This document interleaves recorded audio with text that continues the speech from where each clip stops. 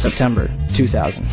The Project for a New American Century, a neo-conservative think tank whose members include Dick Cheney, Donald Rumsfeld, Jeb Bush, and Paul Wolfowitz, releases their report, entitled Rebuilding America's Defenses. In it, they declare that the process of transformation, even if it brings revolutionary change, is likely to be a long one, absent some catastrophic and catalyzing event, like a new Pearl Harbor.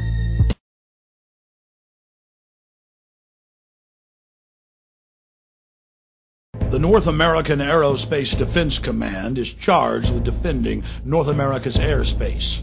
On the morning of September 11, 2001, Vice President Dick Cheney was in control of Norad.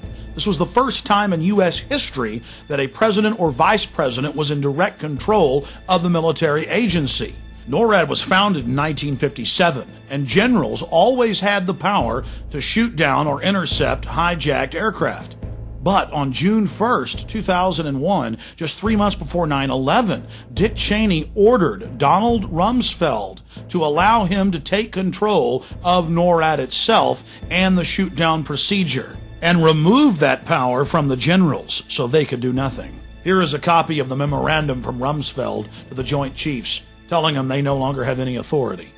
An Associated Press article in August of 2002 reported that the CIA just so happened to be running a drill on the morning of 9/11 of flying jets in the World Trade Center and Pentagon.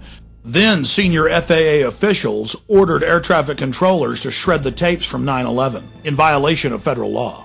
AP learned of the drills because at a Homeland Security function after 9/11, they bragged about it. Oh, we had foresight. We were running drills that very morning. Then USA Today reported that drills held weeks before 9/11 included targets that were the Pentagon and World Trade Center. Biggest holes in their argument is the fact that they never heard of a plan to fly hijacked jets into landmarks on the East Coast.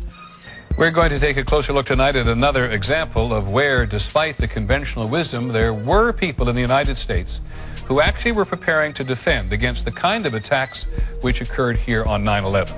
The North American Aerospace Defense Command, NORAD for short, has been defending the skies over the U.S. and Canada for almost 50 years, 46 to be precise. USA Today reports that in the 2 years before the attacks on September the 11th, NORAD conducted exercises using hijacked airliners as weapons. And one target was the World Trade Center. We knew he hated us, but there was nobody in our government, at least, and I don't think the prior government, that could envision flying airplanes into buildings on such a massive scale. But that turns out not to be true. U.S. military planners did envision and practice those very scenarios. As reported by USA Today, the North American Aerospace Defense Command, NORAD, conducted exercises with fighter jets, simulating hijacked planes flown into the World Trade Center in the 2 years before the attacks. And so then I saw Condoleezza Rice get up on TV and say, we had never thought, we had never heard. Why, that's a ridiculous conspiracy theory to say that. Pentagon planners also envisioned the attack on the Pentagon 5 months before it happened. The Pentagon had a drill in November of 2000 simulating a hijacked jet being flown to the Pentagon. So between all the drills before 9/11 and the drill on the morning of 9/11, air traffic controllers thought that it was a simulation. Hijacked aircraft headed towards New York. Is this real world or exercise? No, this is not an exercise manifest. September 11th, 2001.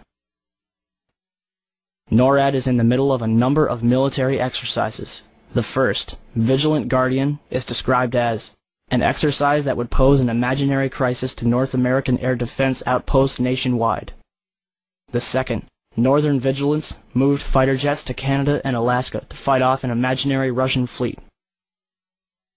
3 F-16s from Washington, D.C.'s National Guard at Andrews Air Force Base, 15 miles from the Pentagon, are flown 180 nautical miles away for a training mission in North Carolina.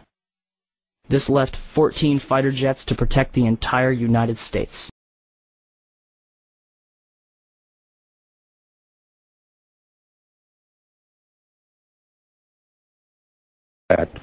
I wanted to focus just a moment on the Presidential Emergency Operating Center. You were there for a good part of the day. I think you were there with the Vice President. And we had that order given, I think it was by the President, that authorized the shooting down of commercial aircraft that were suspected to be controlled by terrorists. Were you there when that order was given? No, I was not. I was made aware of it during the time that the airplane coming in to the Pentagon. There was a young man who would come in and say to the Vice President, the plane is 50 miles out. The plane is 30 miles out. And when it got down to the plane is 10 miles out, the young man also said to the Vice President, do the orders still stand? And the Vice President turned and whipped his neck around and said, of course the orders still stand. Have you heard anything to the contrary? Well, at the time I didn't know what all that meant. And the flight you're referring to is the flight that came into the Pentagon.